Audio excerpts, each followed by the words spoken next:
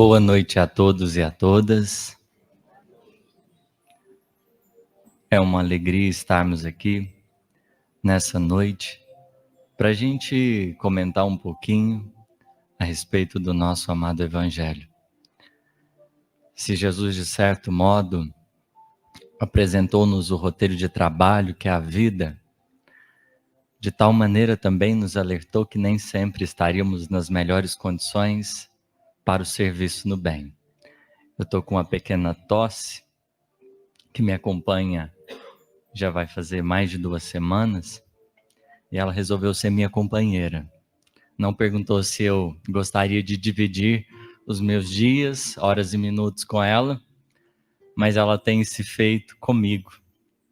E pacientemente eu tenho aprendido a lidar com ela, por mais que muitas vezes eu a considere insuportável.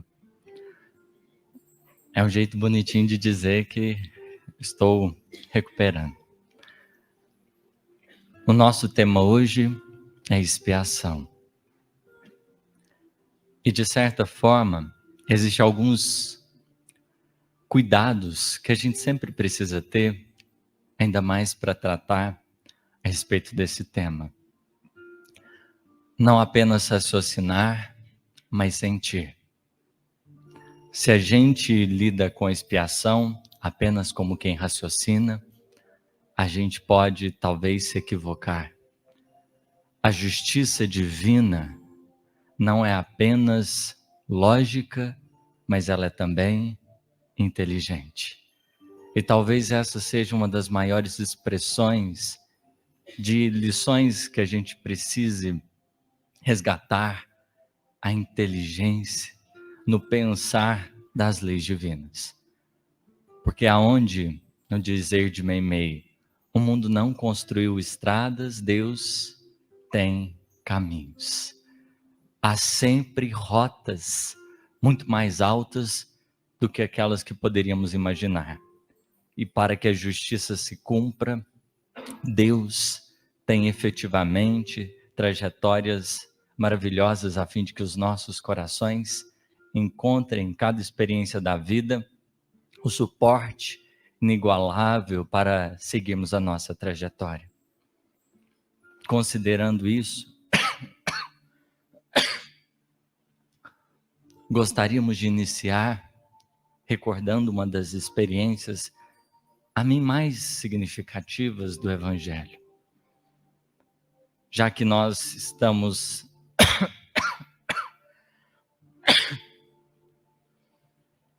vai dar tudo certo. Já que nós estamos na Sexta-feira Santa, gostaria de retornar ao Evangelho de Mateus, lá no seu capítulo 26. Jesus, depois da ceia com os discípulos, ele retira-se em particular com 3 deles, Pedro, João e Tiago. Era um instante de recolhimento mais profundo, e naquela hora permaneceria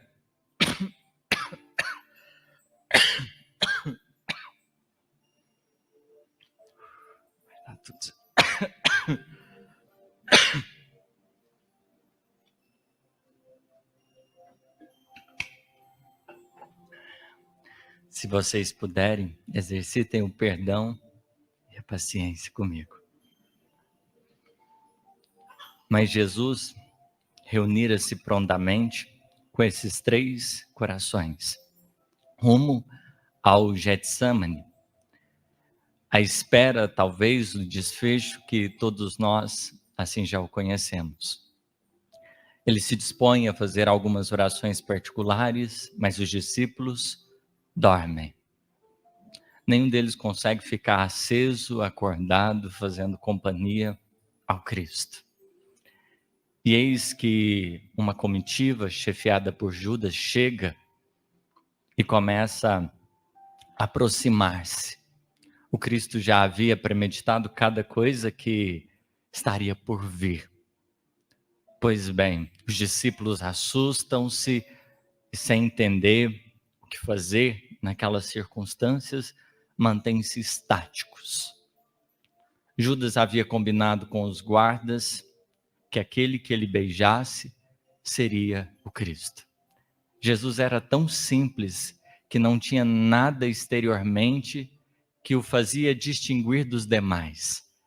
O beijo seria como que o indicativo para a sua identidade. Judas aproxima-se então, vai, beija o rosto de Jesus e o mestre pergunta: amigo, a que viestes?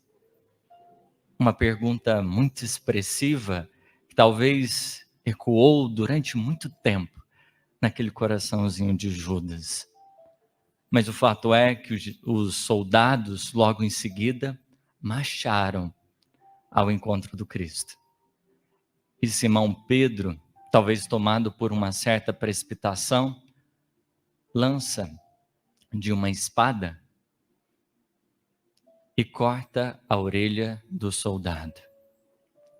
Jesus, na mesma hora, olha para ele e diz: embainha a tua espada, Pedro.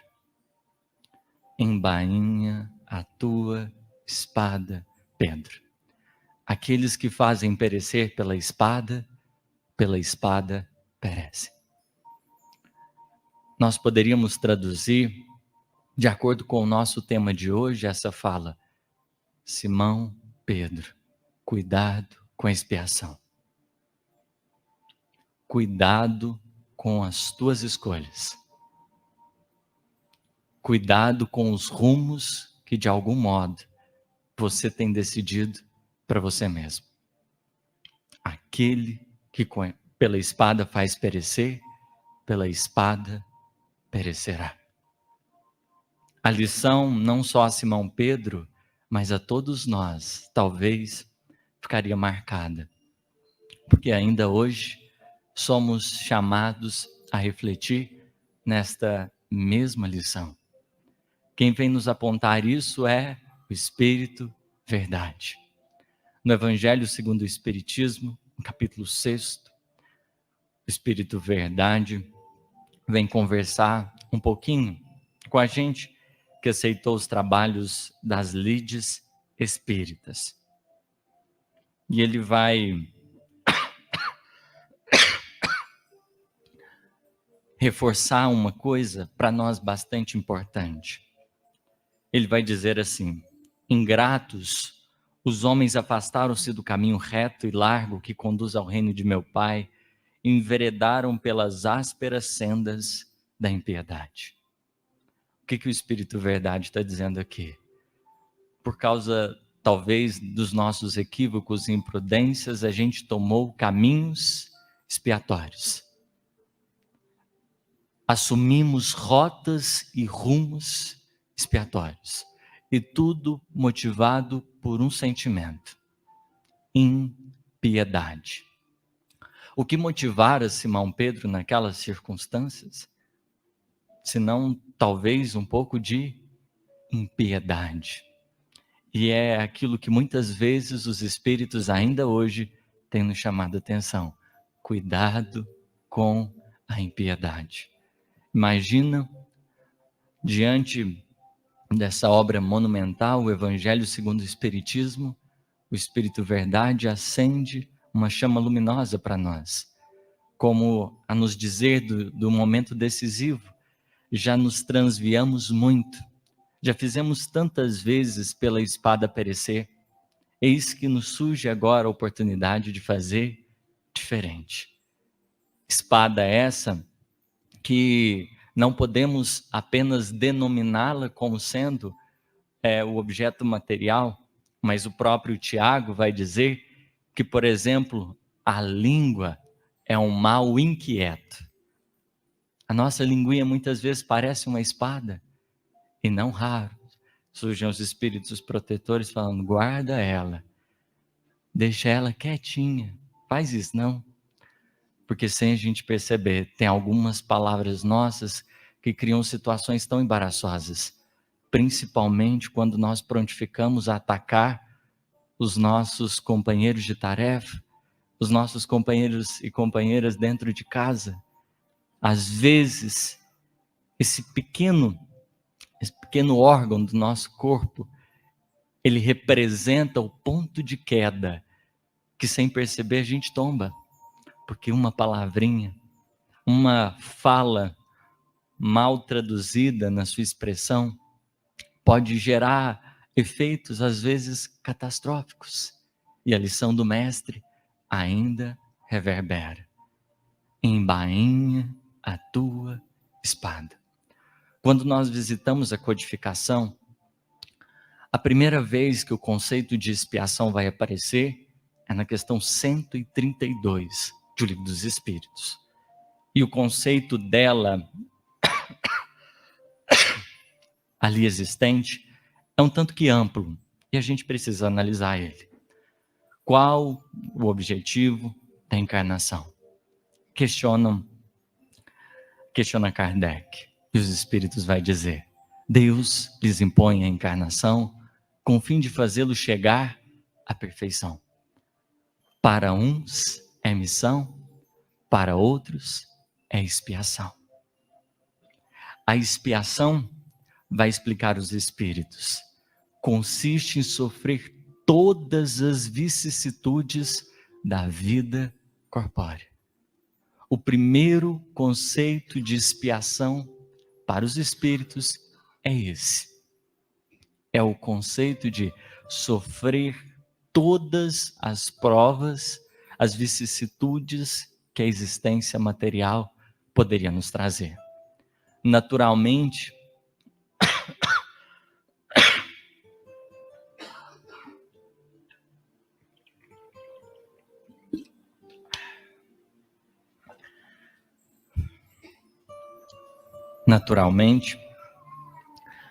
por nos encontrarmos na matéria, nós estaremos imersos num plano de lições.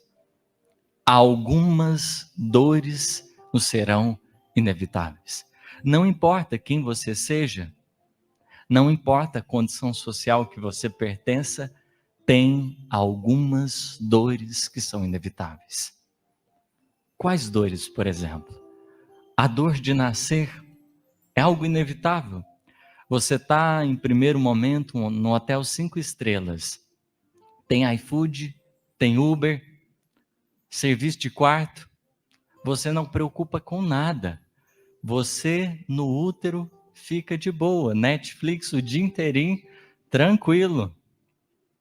Mas aí chega de repente, alguém bate na porta e fala que você foi despejado. É um médico que te apresenta ao mundo material e diz: chegou sua hora, vamos iniciar as lutas. A primeira dor, inevitável. Independente de quem você seja, essa expiação você experimenta. É natural. Mas, além dessa expiação, a gente tem a expiação de envelhecer. Você pode ter todo o dinheiro, fazer de botox, aqueles negócios para deixar o corpo mais construído assim, enfim, tem todos esses procedimentos. Você pode querer de alguma forma deixar o seu corpo mais bonitinho possível. Existe a expiação do envelhecimento. Não importa quem você seja, né? Chega um dia que o telhado fica pouco, né? Vai branqueando, vai dando sinais de que alguma coisa está acontecendo. Você está ficando um pouquinho mais de tempo na Terra. O seu corpo vai dando notícias. Isso independe de quem você seja. Sofrer todas as vicissitudes da vida corpórea. Nós desencarnaremos de fato uma outra expiação. São todas essas circunstâncias que naturalmente vão fazer parte da minha e das vidas de cada um de nós. A gente tem que encarar essas. Só que uma outra perspectiva de expiação é também posta. Ô, papai. Vamos lá. uma outra perspectiva de expiação é também posta.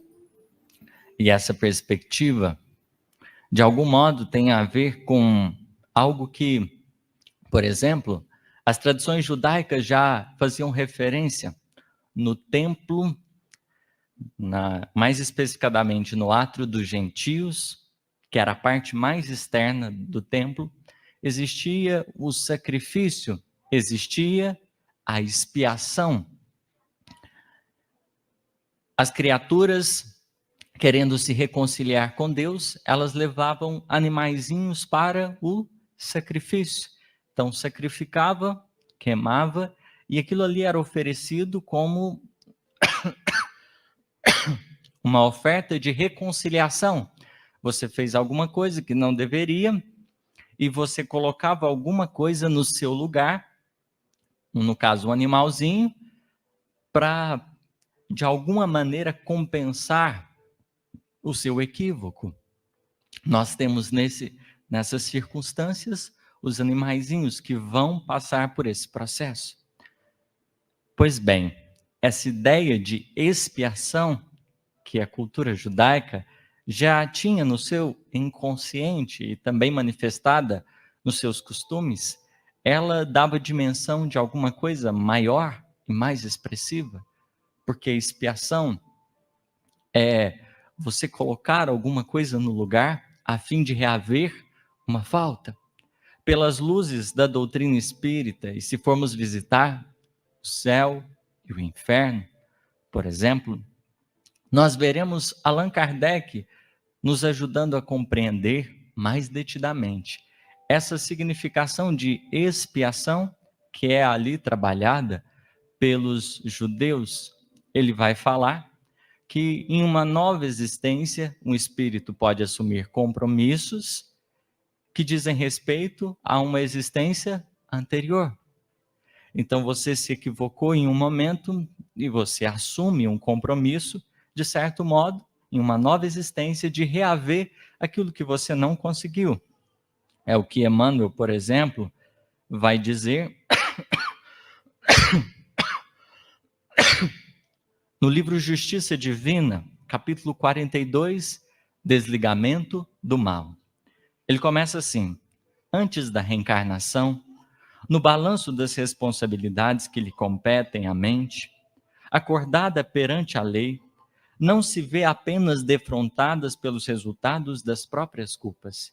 Se a gente for avaliar a nossa situação no mundo espiritual, como que verificando o que a gente fez, deixou de fazer, a gente não vai ter só um momento que a gente fala, nossa, me equivoquei num determinado ponto.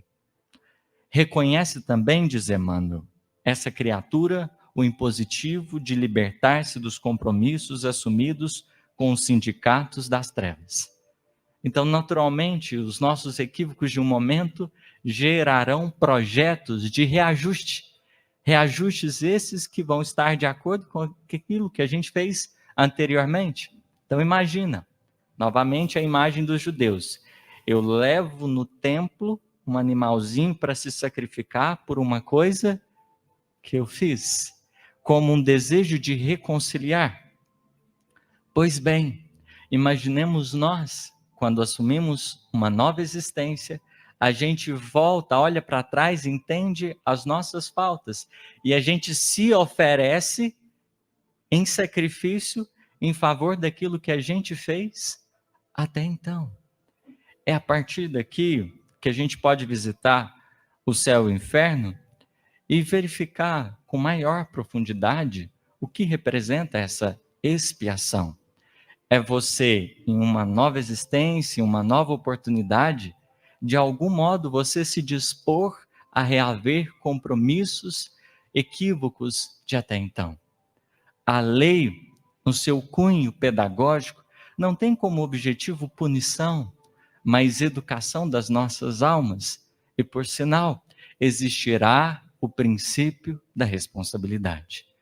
Ao invés de tratarmos de causa e efeito, vamos tratar pelo princípio da responsabilidade.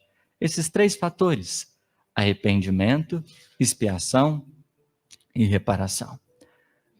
O que o princípio da responsabilidade te diz?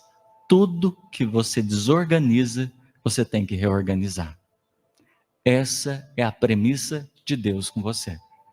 Você tem liberdade de fazer tudo, mas se você resolver desorganizar, cuidado.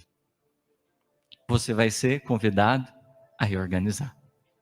Embainha a tua espada, Pedro.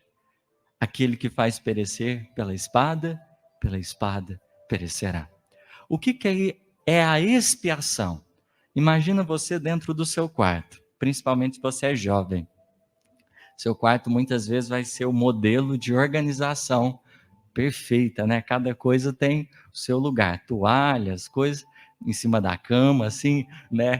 Principalmente quando está molhada, gera aquela umidade boa para ficar fresquinha na hora de dormir. Imagina. O que seria, imagina o seu quarto, né, todinho desorganizado. O que é o arrependimento? É você olhar e falar, o que é isso? Né? O que está acontecendo aqui? Tô precisando melhorar os meus hábitos costumeiros aqui. Beleza. Né? Se a gente fosse falar linguagem meme, né? Errei, fui moleque. Mas, pois bem, sigamos. Esse é o primeiro passo, reconhecer que de alguma forma eu me equivoquei. Não foi legal o que eu fiz. Beleza. O que é expiação? É conviver com a bagunça. É conviver com a bagunça até você organizar tudo de novo. Porque organizar tudo de novo é reparação. Então, no plano divino, essa é a única letra miúda que a gente pode encontrar. Você é livre. Você pode ir onde você quiser, fazer o que você quiser. Mas lembra, tudo que você desorganiza, você tem que reorganizar. Se for na vida do outro, se for na sua, você assume um compromisso. Não é Deus que está te impondo. Não é Ele que vai te exigir. É você que vai escolher. O único cuidado que a gente precisa ter, não seja impiedoso. Não haja com maldade, porque a partir do momento que você coloca o barco da sua existência para colidir contra o outro, você igualmente pode levar sérios arranhões. Sérios arranhões. Ninguém pratica muitas vezes o equívoco sem trazer em si mesmo as marcas da própria falta. É o que Kardec também vai trabalhar no Código Penal da Vida Futura, mas ele vai deixar uma frase bem significativa lá no Evangelho segundo o Espiritismo, no capítulo 26, ajuda-te e o céu te ajudará. Ele vai dizer o seguinte: tu és filho das próprias obras. Tu és filho das próprias obras. Você é filho da virtude ou dos próprios vícios? Você carrega consigo as marcas do destino. Lembra? Quando Kardec, lá, esquecimento do passado, Evangelho segundo o Espiritismo também. Estamos caminhando por algumas referências. Espero que ninguém se perca. Sigamos. Esquecimento do passado. Kardec vai dizer o seguinte: para uma nova existência você precisa de duas coisinhas: tendências instintivas e consciência. Esses dois elementos são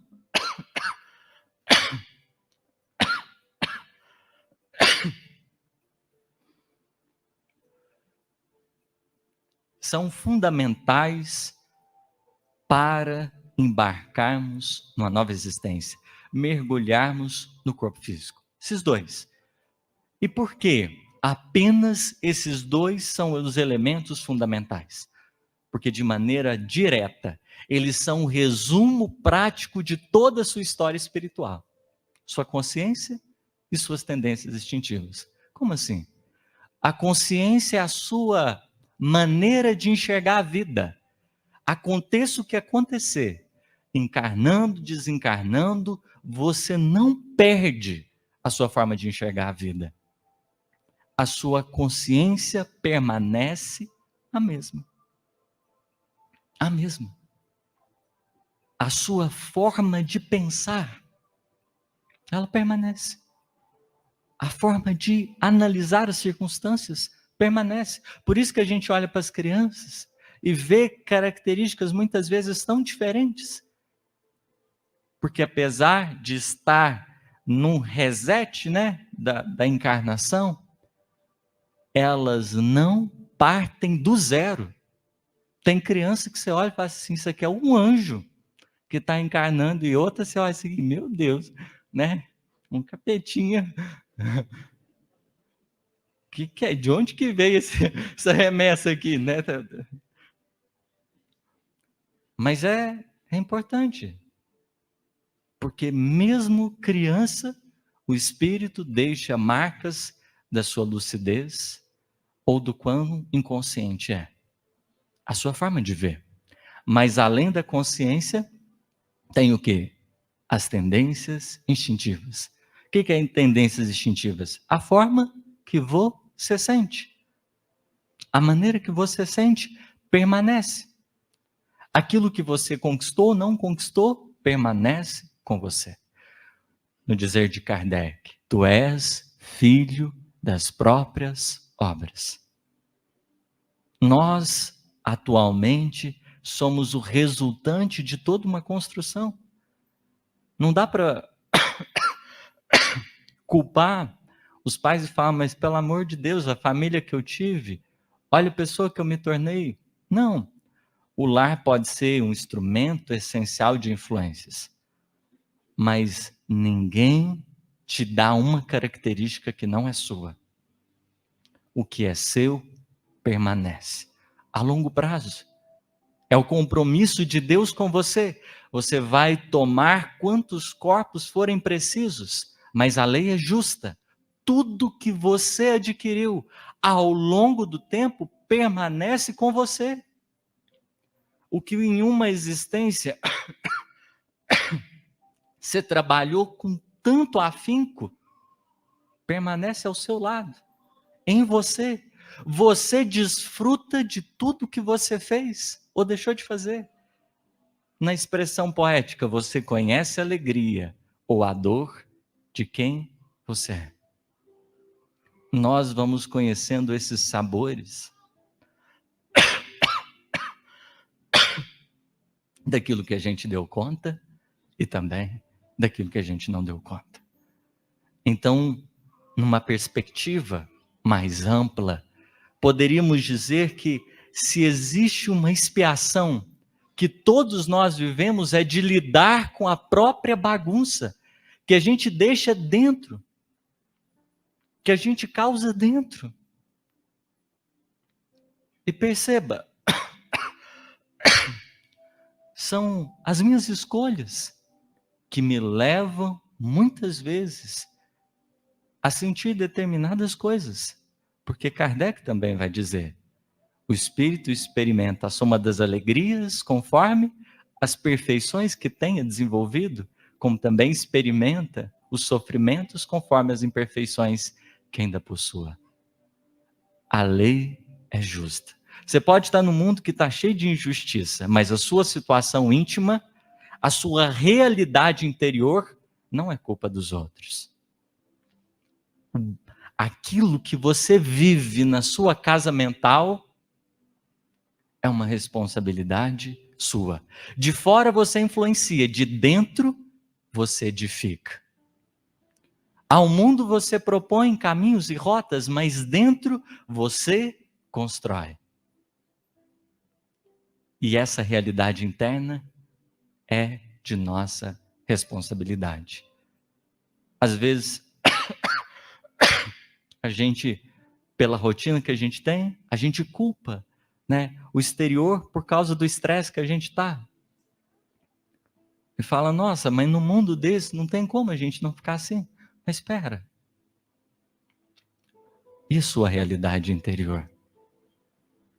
É preciso aprender a disfarçar um pouco melhor esses pilares da nossa casa íntima. Porque há determinados padecimentos que experimentamos pelos equívocos, os descuidos, as invigilâncias. E sem perceber, a gente vai se intoxicando, porque realmente você pode estar num cenário hostil e isso te influenciar na sua trajetória. Mas, de certo modo, como vai ser a sua obra? Como a sua construção, ela vai se organizando? É alguma coisa sua. Brincam, né? Se a culpa é minha, eu ponho ela em quem quiser. Pois bem, nos parâmetros da lei divina, somos chamados à responsabilidade. Tudo que você desorganiza, tem que reorganizar. É só isso, o combinar de Deus.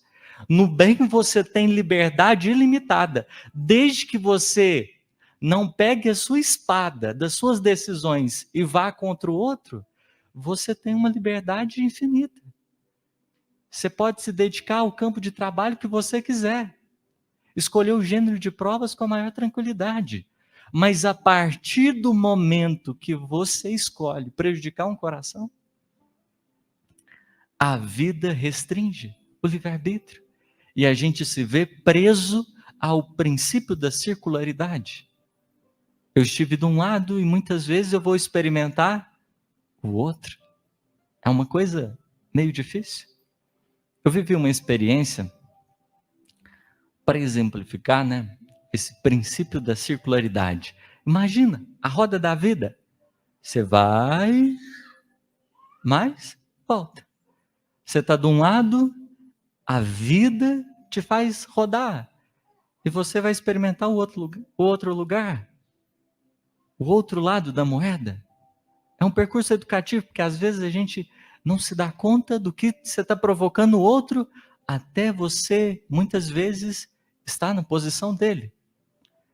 Eu fui olhar um tablet uma vez, e aí, na Mercado Livre ou na LX, num desses dois.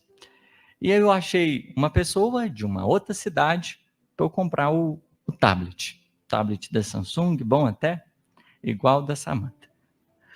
Aí, eu estava conversando com a pessoa, gostei do tablet, tinha uns probleminha, mas falei, tudo bem, eu quero, vou levar. Eu ia arrumar um jeito, estava em outra cidade, do tablet chegar até mim. Aí, num sábado, eu disse para ele, olha, você pode tirar o anúncio que eu vou ficar com o tablet. Na segunda-feira, a gente vai encontrar um meio desse tablet chegar até mim. Aí ele falou, você tem certeza que você vai ficar com ele? Eu falei, tenho certeza. Ok. E aí, né, eu estava final de semana, e eu resolvi dar umas outras olhadas. Aí no Mercado Livre, e achei um que estava em melhores condições ainda. E eu falei, nossa, esse daqui é a oportunidade ideal. Aí, eu fui e comprei o segundo. E eu fui avisar para o rapaz que eu não ia mais ficar com o tablet. Ele foi super tranquilo. Xingou só um pouco. Mas eu falei, eu estou satisfeito. Eu peguei o que eu queria. Então, pensei comigo nesse instante. E aí, o tablet novo chegou, beleza, tudo certinho. Passou um tempo, né? Jesus bateu na porta do meu coração. Isso eu nem estava lembrando mais de nada, já tinha mais de um ano. Jesus bateu na porta do meu coração e disse assim, olha, vamos pedir perdão para aquele rapaz que você disse que ia ficar com o tablet e não ficou? Aí eu olhei e falei, Jesus, mas já passou tanto tempo, para que um trem desse? Deixa quieto, né? Tá tudo tranquilo, vamos seguir, né? Vida nova, vamos seguir daqui para frente. Mas tudo bem. Jesus, né? Manda a gente, abaixa a cabecinha, reflete e obedece. Aí liguei para ele, eu falei, olha, eu acho que você não vai lembrar de mim, mas teve uma vez que eu ia comprar um tablet seu e acabou não dando certo, né? Eu pisei na bola com você, né? Errei, fui moleque, não fui muito legal. Você poderia me perdoar? E aí, naquele momento, experimentei a alegria do perdão. Falou, não, meu amigo, não, esquece, né? Já passou, tá tudo certo, tudo bem. Aí eu desliguei demais, contente, feliz, nossa, graças a Deus, né? Pelo um reajuste feito, tô tranquilo, né? Só que se arrependeu, às vezes a vida vai te convidar a experimentar o outro lado. Para quê? Função pedagógica. Tudo bem, você entendeu que foi errado, mas a gente precisa amadurecer. E muitas vezes um amadurecimento perpassa circunstâncias dessa natureza. Eu fui vender um telefone. Ok. E aí postei no OLX ou no Mercado Livre, também não lembro. Mas postei. E apareceu uma pessoa muito interessada. Foi lá em casa, olhou o telefone, gostou direitinho, bonitinho, falou, nossa, vou ficar com ele, posso levar já? Aí faltava fazer uns backup, falei, não, eu te entrego mais tarde. Mas você vai ficar com ele? O rapaz falou, vou ficar, pode ficar tranquilo. Me contou, era espírita, aí eu pensei, agora eu tô despreocupado, tô em boas mãos, né? Me falou do centro que ele frequentava, aí eu falei, nossa, tô em casa. Aí demorei um pouquinho para fazer o backup, e ele, de repente, né, falei, olha, se você quiser vir buscar o telefone, já está à disposição. Aí ele começou, eu não sei. Mas o que aconteceu nisso? Eu já tinha rejeitado outras vendas. Porque eu falei, não, o rapaz vai ficar, então, eu já tinha tirado também o anúncio da OLX, do Mercado Livre, já não tinha mais nenhum. E aí quando ele falou, o anjinho da guarda apareceu de novo e falou assim, olha, aceita com dignidade. Porque esse é o grande problema. A gente, o Haroldo brinca, né? A gente muitas vezes sorri enquanto planta. Mas na hora de colher é que a gente chora. Não tem ninguém chorando na hora de plantar. Mas na hora de colher é que muitas vezes a gente, de alguma forma, berra. E aí, naquele momento que ele me ofereceu esse elemento de reflexão, eu falei, não, tá tudo certo. Porque a nossa dificuldade em colher é que tem gerado recapitulações de lições que a gente já não precisa. Tem determinadas estradas que a gente tem entrado que não tem necessidade. Você tem, às vezes, criado determinado fluxo de caminho aonde você vive a mesma experiência, só mudando cenários. Sai uma existência, vem outra, e às vezes é o mesmo. Resgatar com dignidade. Pacificar o coração quando muitas vezes esse tipo de prova chega. Porque a provação é o tipo de experiência que você escolhe. A expiação é o tipo de prova que te escolhe. Então, vamos dizer assim, enquanto você está tranquilo na sua trajetória, você escolhe os caminhos. E Deus tem um compromisso com você de te permitir essa liberdade. Quanto mais você evolui e amadurece, mais você, né, trabalha a sua encarnação e a constrói.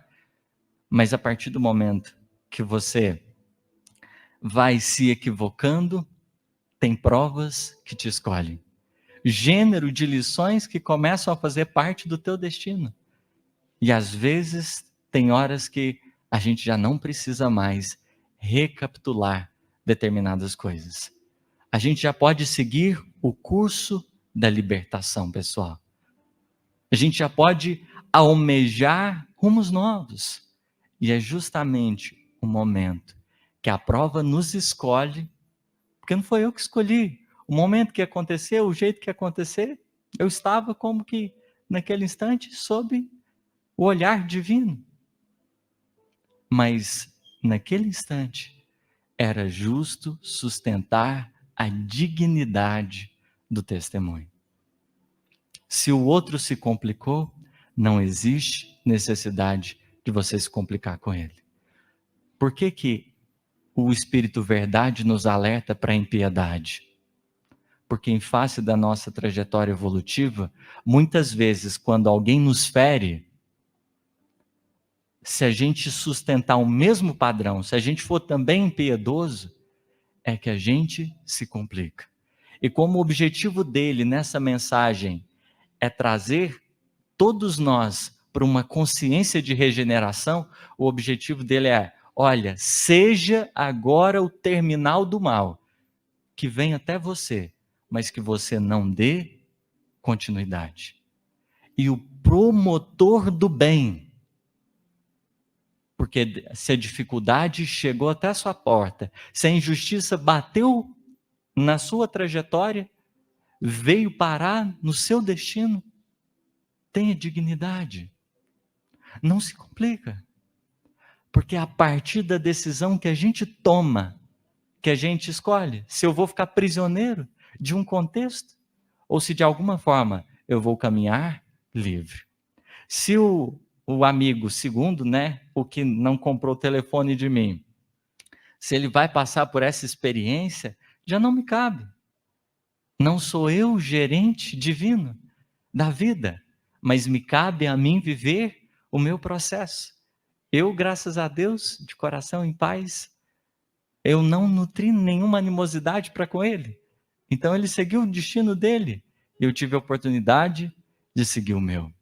E essa é a grande lição do Evangelho.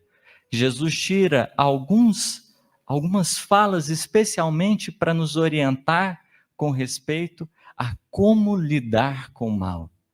Não resistais ao mal que vos queiram fazer. Se alguém vos obrigar a andar 1000 passos, vai 2000. Se alguém demandar contigo a capa, dê também a túnica. A preocupação de Jesus com a gente em não permanecermos nessas zonas mais baixas da vida. É possível seguirmos rumo novo. Ele foi o grande start desse movimento, que aqui lembramos na Semana Santa, de forma tão profunda. Isaías, lá no capítulo 53, ele nos diria: e o seu castigo nos traz a paz. O testemunho do Mestre na cruz não é uma mensagem de tristeza. Se você ficou olhando Jesus só sofrendo, talvez você não entendeu. Falou: nossa, mas que trem de cruz é esse? Pelo amor de Deus. A mensagem da cruz é o seguinte: tem algum momento na sua trajetória, no mundo que a gente ainda está vivendo, que o mal vai chegar até você.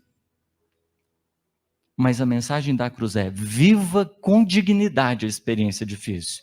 E não se comprometa violentando e ferindo nenhum coração. Volve o teu olhar à confiança divina e prossiga em paz. Porque depois, Jesus desencarna, os discípulos tinham abandonado, mas como Jesus não tinha se comprometido, não tinha marcas interiores de nenhum comprometimento, ele volta para os 11 e diz: paz seja contigo. Como a dizer: olha, gente, eu estou bem, fiz a minha parte, estou tranquilo. Mas caberia a cada qual reaver interiormente aquela experiência. Amadurecer diante a própria postura. Então a mensagem da cruz é: o mal precisa parar. E alguém precisa assumir o compromisso com o bem. Se dentro de casa, às vezes você lida com uma pessoa que não é a mais justa na sua relação, faz contigo mesmo compromisso de encerrar, na medida das suas forças, aquele vínculo com aquele sistema tão odioso, e imprime novo rumo. Porque é somente no campo das nossas decisões pessoais, que nós vamos cultivando essa liberdade. A grande lição do Pai Nosso: Pai, perdoa-nos, na medida que a gente se dispõe a perdoar os nossos ofensores, devedores.